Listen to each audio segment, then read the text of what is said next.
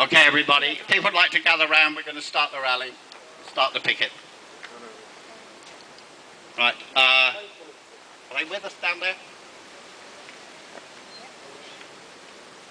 Okay, right, first of all, I'd like to thank everybody for attending at very short notice this important protest.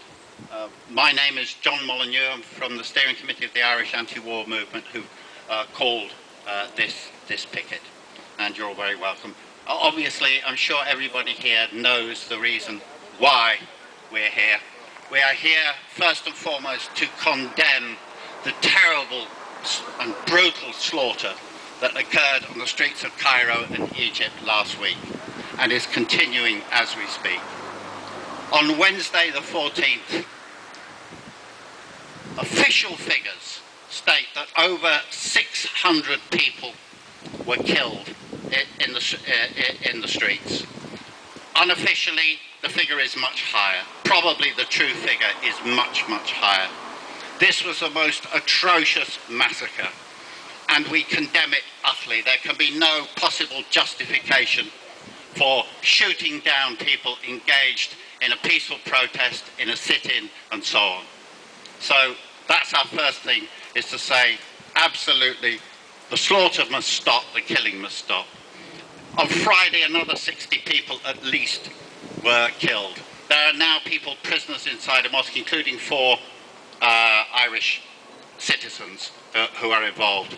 People hiding in fear of their lives. This terror must stop.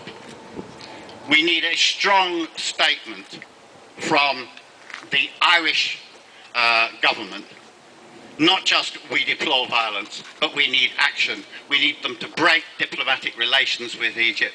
We need them to urge the American government, the US government, to end its military aid to Egypt. I don't know if everybody knows this, but the US government has always supplied billions of dollars in aid to the Egyptian military. They did it under Mubarak and they're still doing it, selling them F-116 fighters, tanks and so on. I'll say more about this later, but this needs to stop. Now, I think normally, in a speech like this, I would just say this: we would condemn the slaughter, we would pledge our solidarity with the Egyptian people, and that would be perhaps all you would need to say. But as again, I'm sure everybody's aware, the situation in Egypt is complex, and the Egyptian people are in many respects divided. And therefore I want to say a little bit more about the position of the Irish anti-war movement on this, and about my position as well as an Irish socialist. Many of us are socialists. So I just want to say a few words about that. I hope you'll bear with me. The first thing I want to say is that I believe that the Egyptian military are exploiting the divisions among the Egyptian people to try and reimpose the dictatorship that they held for so many years under Mubarak. 2 years ago, over 2 years ago, the beginning of 2011, we stood here with many of you in protest against the Mubarak regime, in solidarity with the Egyptian revolution that was taking place, that heroic struggle of 18 days that will go down in world history. We stood here in solidarity. We're still in solidarity with the Egyptian revolution today. What is happening now in Egypt is a counter-revolution. It is the old forces trying to re-establish their power in Egypt. And this must not be allowed to take place. The generals, the military who are doing this, and of course I refer to the generals and the leaders of the military, not to the ordinary soldiers. The generals who are doing this are doing it because they are the heart of the old order and of the ruling class in Egypt. They are major owners of business and capital in Egypt, and they are doing what they're doing to defend their power and to defend the power of the rich in Egypt and throughout the region. And they're doing so with the support, let's be clear, of all the most reactionary forces in the area. They are supported by Saudi Arabia, they are supported by Israel, and they are supported by the United States. That's the fundamental thing that is happening here. I want to say a few words to any supporters from the Muslim Brotherhood who may be here. Politically, we disagree with the Muslim Brotherhood. We are not supporters of the Muslim Brotherhood, and we didn't support the Muslim Brotherhood government.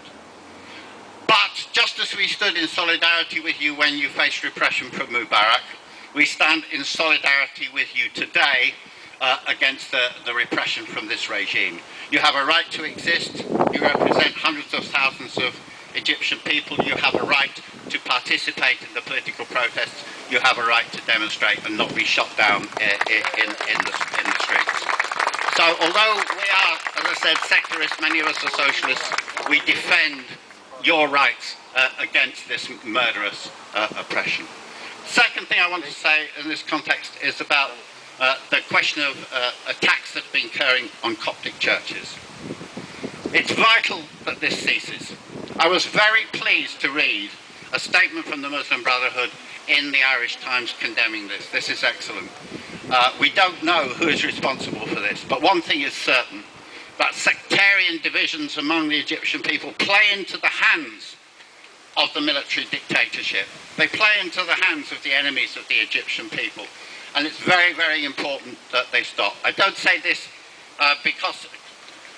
how do I put this? I'm not saying this because I think that Copts deserve any special privileges. I'm saying this in the same way that we would defend Muslims against racist oppression in Ireland or anywhere in Europe, in the same way that we would always defend people's right to their religious beliefs. And it's crucial that Copts be defended. In the revolution, Muslims and Copts prayed together and fought together. That's the solidarity we need in this situation against this dictatorship.